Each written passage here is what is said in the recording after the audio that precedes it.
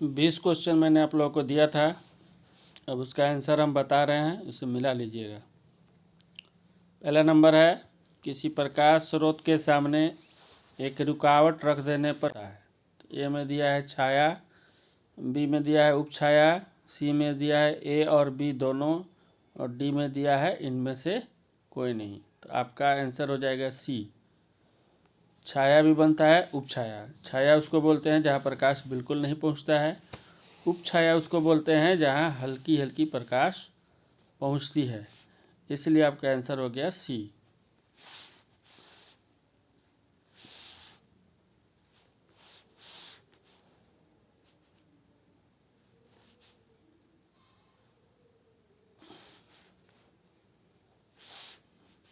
Next आपका दिया हुआ है, समतल दर्पण की फोकस दूरी होती है। ए में दिया है 0, बी में 50 सेंटीमीटर, सी में 100 सेंटीमीटर, डी में अनंत। तो आपका आंसर हो जाएगा डी, अनंत।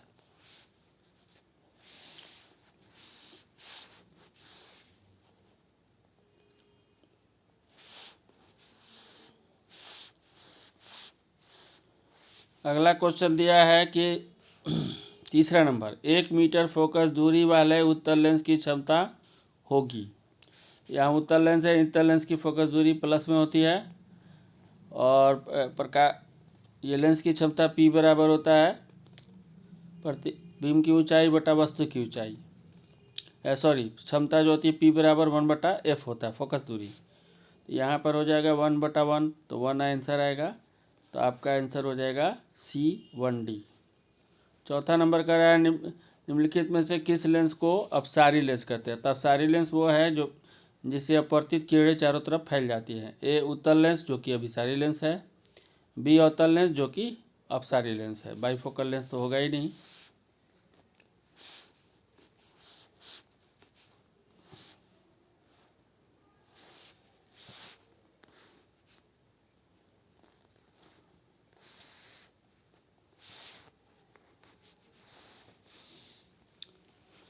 पांचवा नंबर का रहा है कि प्रकाश की चाल विभिन्न माध्यमों में होता है।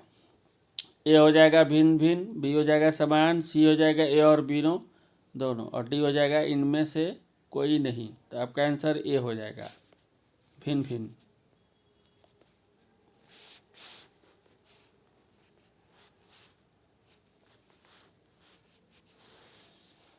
छठा नंबर क्वेश्चन कर रहा है, किसी लेंस द्वारा उत्पन्न आवर्धन का एसआई मात्रक क्या है। ए में दिया है मिलीमीटर, बी में दिया है सेंटीमीटर, सी में दिया है मीटर, और डी में मात्रक विहीन। तो आपका आंसर हो जाएगा डी, मात्रक विहीन। क्योंकि आवर्धन में क्या होता है, प्रतिबिंब की ऊंचाई बटा वस्तु की ऊंचाई, ठीक है, और दोनों सेंटीमीटर कट जाएगा आपका।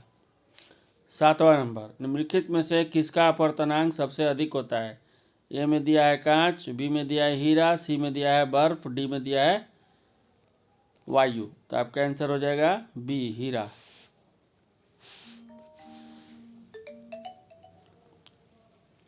आठवां नंबर का रहा है कि एक अभिसारी लेंस बनाता है।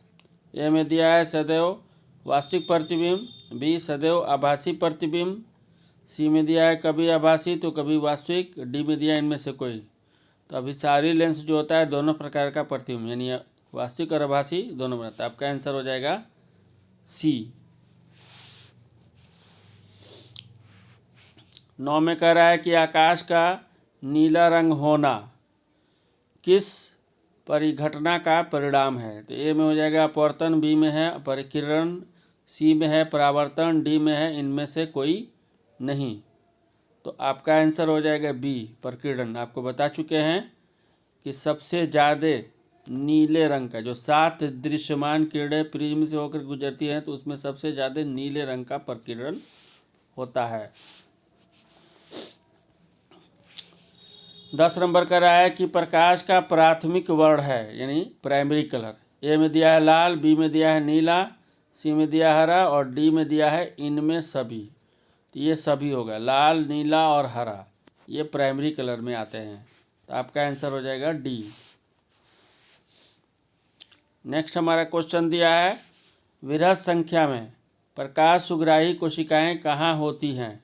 ए में दिया है कॉर्निया में, बी में दिया है पुतली में, सी में दिया है रेटिना में, डी में दिया है इनमें से कोई नहीं। तो आपका आंसर हो जाएगा रेटिना, क्योंकि सुग्राही का मतलब जो है उस प्रकाश से आने वाली प्रतिबिंब को वहाँ से मैसेज द्विक तंत्रिका तंत्र जो हमारे देखने की तंत्रिका तंत्र है वो नर्व सिस्टम वो भेजती है, तुरंत हम पता कर लेते हैं रेटिना पर प्रतिबिंब। तो आपका होगा रेटिना। एक चीज़ जान लीजिए, रेटिना पर हमेशा उल्टा और वास्तविक प्रतिबिंब बनता है। तो आपका आंसर हो जाएगा रेटिना।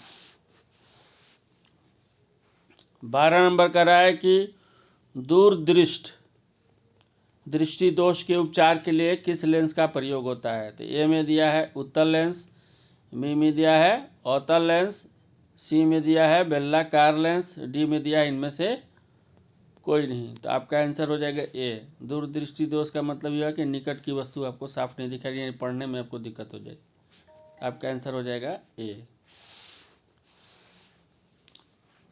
13 नंबर का रहा है कि मानव नेत्र के लिए दृष्टि का स्थायित्व होता है, यानी कितने सेकेंड के तक हमारा वहाँ रुकता है? तो ए में है 1/6 सेकेंड, बी में 1/10 सेकेंड, सी में 1/16 सेकेंड और डी में दिया है नन ऑफ दीज। तो आपका आंसर हो जाएगा सी। 14 नंबर क्वेश्चन कर रहा है कि निम्नलिखित में से कौन सा मात्रक वाट के बराबर होता है? तो ए आंसर दिया है जूल प्रति सेकेंड स्क्वायर, बी में दिया है जूल प्रति सेकेंड, सी में दिया है प्रति जूल प्रति सेकेंड और डी में दिया है प्रति जूल स्क्वायर प्रति सेकेंड स्क्वायर। तो आपका आंसर हो जाएगा बी, क्योंकि आप पी बराबर यानी विद्युत शक्ति पी बराबर पढ़े हैं W/T। W क्या है? कार्य है, कार्य का मात्रक जूल और समय का मात्रक सेकेंड।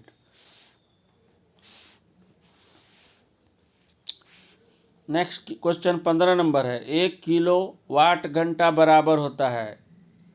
तो ए में दिया है 100 यूनिट, बी में दिया है 10 यूनिट, सी में दिया है 1 यूनिट और डी में दिया है इनमें से कोई नहीं। तो आपका आंसर हो जाएगा 1 यूनिट। आपको बता दीजिए हैं 1 किलोवाट आवर बराबर होता है 1 यूनिट। तो आंसर हो जाएगा आपका 1 यूनिट।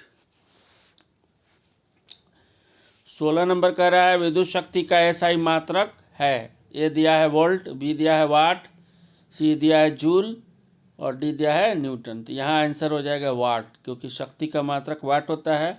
वोल्ट तो विभव या विभवांतर का मात्रक है, कार्य का मात्रक या ऊर्जा का मात्रक जूल होता है और बल का मात्रक न्यूटन होता है। तो आपका आंसर हो जाएगा बी वाट।